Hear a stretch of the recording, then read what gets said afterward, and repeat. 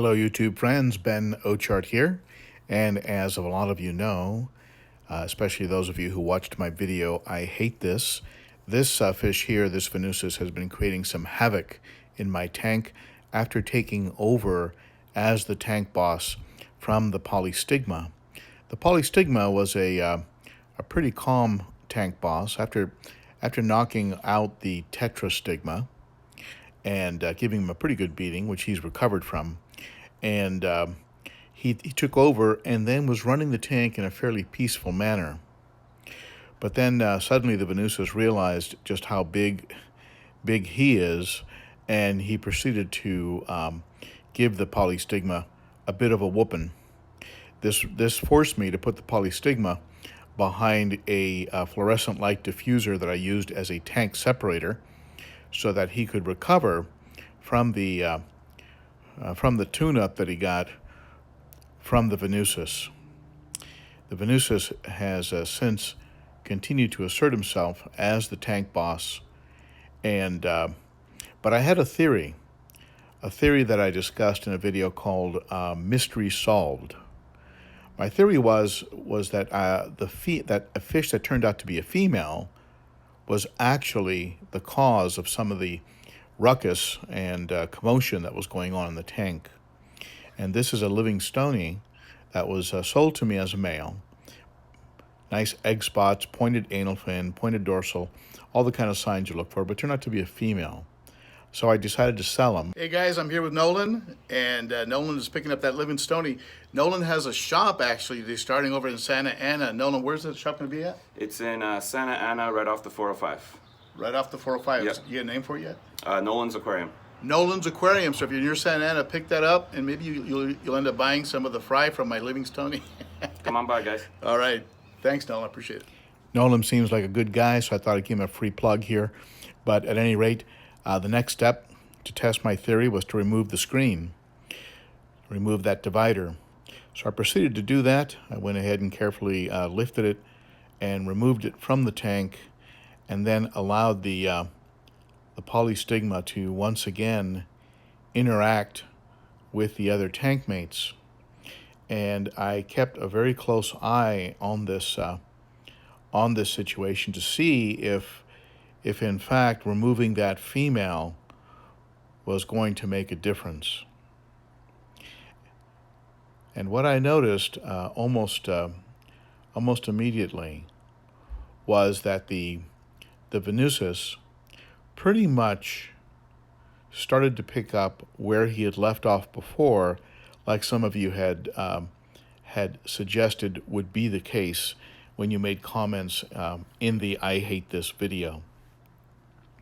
So I sat back, went a little distance away so that my standing there wouldn't influence things, because as you know, when you stand in front of a tank, you can get different behavior from the fish.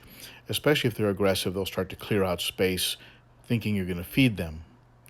But I went ahead and turned the lights off, let them kind of settle in a little bit, and then sat back and took a good look at the interaction that was going on, and I concluded that my theory of removing the female was actually not going to fix the problem.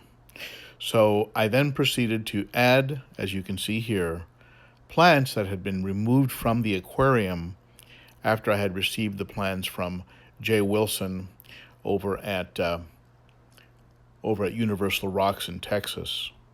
So I went ahead and added some of the older plants, and to give some additional cover and some break in line of sight so that the polystigma would have a chance to hide and rest and be out of the way of the Venustus. But after doing that and adding these additional tall, broad plants, I noticed that the Venustus was still seeking out the polystigma, even when the lights were turned off, which I hoped would calm things down for a little bit. But even with the lights off, I could hear splashing, I could hear chases, fish banging against the side walls. And when I turn the lights back on, you could see them squaring off with each other. And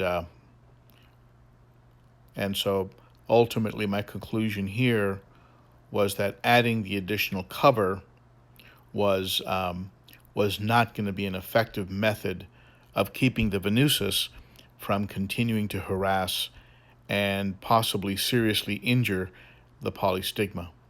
He was actually keeping the polystigma corralled up in the upper corner of the tank, either the left or right corner. I noticed he would move the polystigma back and forth and keep him high in the tank and in a corner, obviously under a lot of stress. So what this ultimately would lead to would be, of course, a weakened polystigma, possibly leading to disease and ultimately to death. As you can see here, the Venustus is again being relentless in his pursuit, in his asserting himself as superior or dominant over the polystigma. So this moved me to plan C, and so plans A and B obviously failed.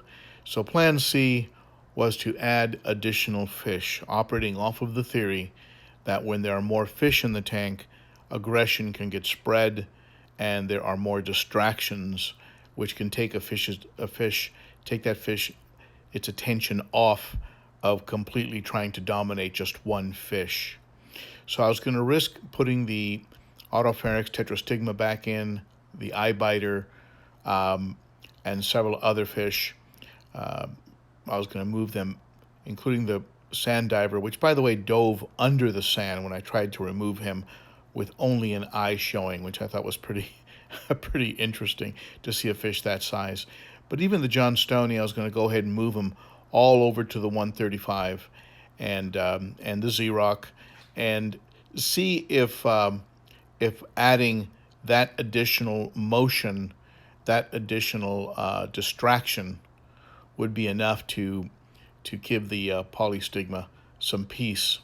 So after moving all the fish in, at first I was very disappointed because I noticed that the Venustus was continuing to harass the polystigma, but then I noticed that he was switching off. He was going after the John Stoney. He was going after a few of the other fish, and it looked like at this point he was really more interested in reminding all of the new fish, or introducing all of the fish to the tank by letting them know that he is in charge or the boss of the tank. He even went after the Z-Rock, which is very unusual. He seemed very interested in the Placidochromis. John Stoney, as you can see here.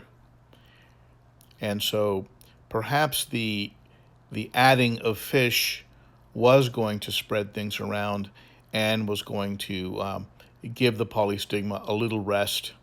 And because I did notice that he did switch off of the John Stoney and then started to chase other fish.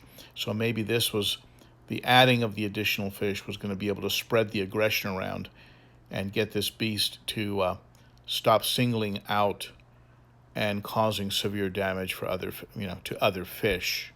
As you can see, he's pretty fired up. He's got the blue cheeks.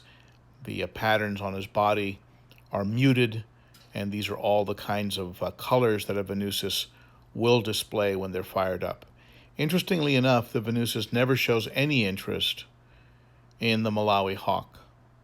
The Malawi hawk actually from time to time will even swim alongside the Venustus like they're buddies. I found that kind of interesting. I'm not sure why that would be. Certainly they're very different. But at the end of the day, if I can't tame this beast, as much as I love this fish, as big and as beautiful as he is, and as much as I have enjoyed raising him up from a little half-inch fry, I'm afraid I'd have to rehome or get rid of him. That's the life of a cichlid keeper. Thank you for tuning in.